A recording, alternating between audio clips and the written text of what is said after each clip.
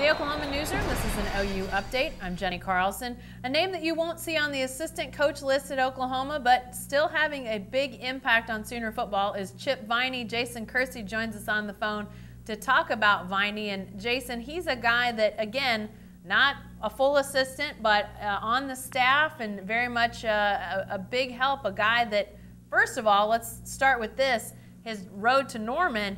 Little bit of a some lucky draws along the line, if you will. Explain how he ended up in Norman. Well, Chip Viney was a high school football player in Fresno, California, a cornerback who was pretty undersized, but was really smart and focused on the sort of details that can make you successful even when you don't have the size. And he was recruited by Mike Stoops and Tim Kish when they were at Arizona. He decided they were his first scholarship offer, but he decided instead to go to UCLA. And he played there for 4 years, where at one point Jay Norvell was the offensive coordinator. And then he took advantage of the graduate transfer rule for his last season because he wasn't playing as much as he wanted to, so he transferred to New Mexico State for his senior year.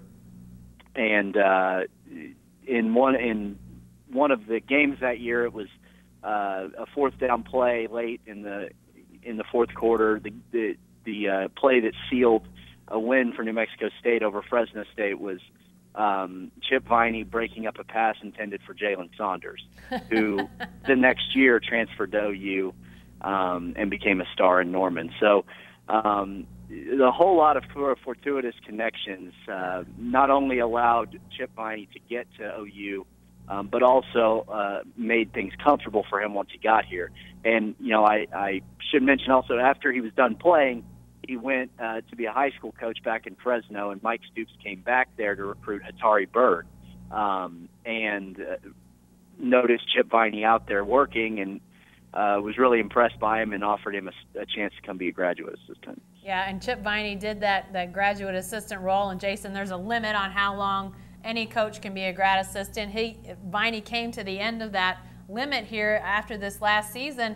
Oklahoma thought they might lose him, but they ended up with an opening after losing CJIU, who was a quality control for special teams, so they moved Viney into that role. And while all of this is interesting, I think the thing that people may be wondering, well, what is this impact that Viney's having on the Sooners? Jason, it sounds like even though as a non-assistant, he can't go out off of campus and recruit, Chip Viney very much a part of the recruiting efforts for Oklahoma. How so? Well, he can still talk to guys on the phone, and he can he can do things on social media. Obviously, you can't publicly do things on social media, but you can direct message and also just the tweeting. Even when you don't name the kid, a lot of times everybody knows who they're talking about, and those sorts of things he's pretty savvy with. And then when they're on campus, he's able to talk to them, and his personality and his enthusiasm and his youth all sort of help in the recruiting. And then perhaps more importantly is the guy's a pretty good coach. I mean, he's like I said, he was 5'8" and he played cornerback in the Pac-12. I mean, that doesn't happen very often, and the reason it happened is because he's so intelligent about the game, and he knows. He was just very, very focused on his footwork, on his hips, those sorts of things. And listening to, I've interviewed Zach Sanchez, Julian Wilson, Gabe Lynn, Toss Everett, guys who played here, former defensive backs at OU who were here with Chip Viney, and they all to a man say that he improved their footwork and that he was having them do things that they'd never done before. And Zach Sanchez essentially gives Chip Viney the bulk of the credit for his rise and the fact that he felt comfortable enough leaving a year early for the draft. Yeah, great stuff. And it's interesting too, Jason, as we talk about just the way he's built players, the reputation he's earned.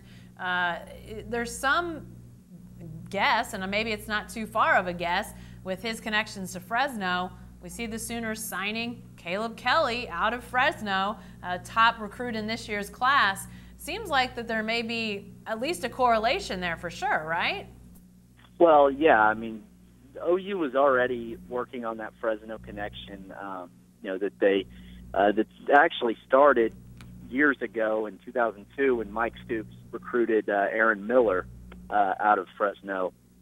And that sort of established some connections there, but it really amped up when he was at Arizona, obviously recruiting in that region of the country. And then once he came back to OU, he continued those connections. And Hatari Bird, then L.J. Moore signed with OU. Micaiah Quick was a guy who signed from Fresno after Chip Viney was here, and then Caleb Kelly, a five-star guy who is arguably the most important defensive recruit OU signed in years. Yeah, definitely interesting stuff. Interesting to tie all that together. And Jason will go in depth about Chip Viney. Again, a name you may not have heard very often, but it's having a big impact on Sooner football. You want to check out that story in Sunday's Oklahoman. Be sure to stay with the best coverage team anywhere at newsok.com and every day in the Oklahoman.